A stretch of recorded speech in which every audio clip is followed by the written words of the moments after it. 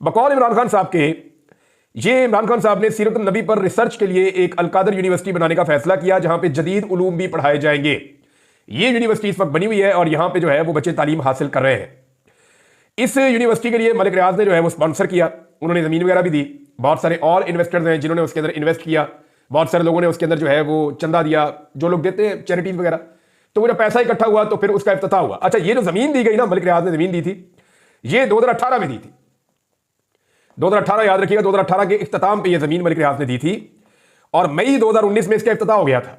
मई 2019 में इफ्तिताह हुआ तो जून, जुलाई, अगस्त, सितंबर, अक्टूबर, नवंबर, दिसंबर, इसके इफ्तिताह के 7 महीने के बाद एक काबीना के सामने एक मैटर आता है जिसमें बताया जाता है कि बरतानिया की एक नेशनल क्राइम एजेंसी है, उसने वहां पे कोई मशकूक ट्रांजैक्शन पकड़ी है और उसकी बुनियाद के ऊपर मलिक रियाज के साथ, क्योंकि पैसा जो है मलिक रियाज के बेटे हैं और मलिक रियाज का बेटा अली रियाज उनका नाम है, उनके नाम के ऊपर जनाब वहां पे एक कंपनी है और वो जो कंपनी है अल्टीमेट होल्डिंग उसका नाम है।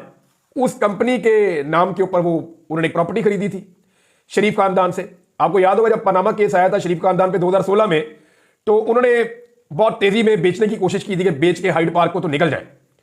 तो उस वक्त इस कंपनी ने खरीदा था जो मलिक रियाज साहब के बेटे की है। बाद में जब यह मामला नेशनल क्राइम एजेंसी के पास गया तो फिर नेशनल क्राइम एजेंसी ने मलिक रियाज और उनके बेटे के जो पैसे थे इस कंपनी के अंदर 190 मिलियन पाउंड, वो पैसा उन्होंने फ्रीज कर दिया। फिर मलिक रियाज साहब का और बरतानिया की जो नेशनल क्राइम एजेंसी है उनका एक मुआहिदा हुआ, खुफिया मुआहिदा, और उस मुआहिदे में यह तय पाया कि जनाब ये पैसा हम पाकिस्तान वापस ले जाएंगे।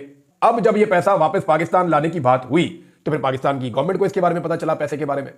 तो अब पाकिस्तान की गवर्नमेंट के पास 2 रास्ते थे जो इस काबीना के अंदर आए।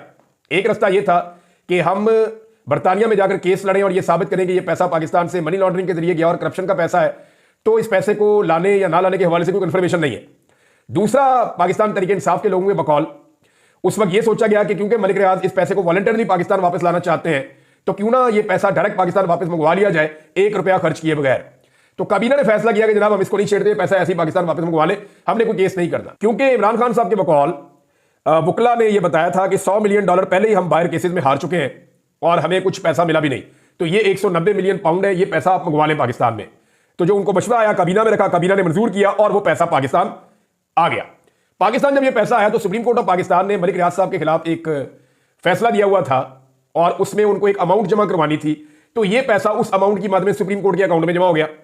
अब इस पैसे के अंदर से जनाब 1 रुपया भी इमरान खान के अकाउंट में नहीं गया, 1 रुपया भी बुशरा बीबी के अकाउंट में नहीं गया, 1 रुपया भी अलकादर ट्रस्ट के अंदर भी नहीं गया। ये सारा का सारा पैसा गया सुप्रीम कोर्ट ऑफ पाकिस्तान के अकाउंट में और वहां इसके ऊपर इतना सूद जमा हुआ कि ये पैसा काफी बढ़ भी गया बाद में, और अभी तक ये पैसा सुप्रीम कोर्ट ऑफ पाकिस्तान के अकाउंट में पड़ा हुआ है।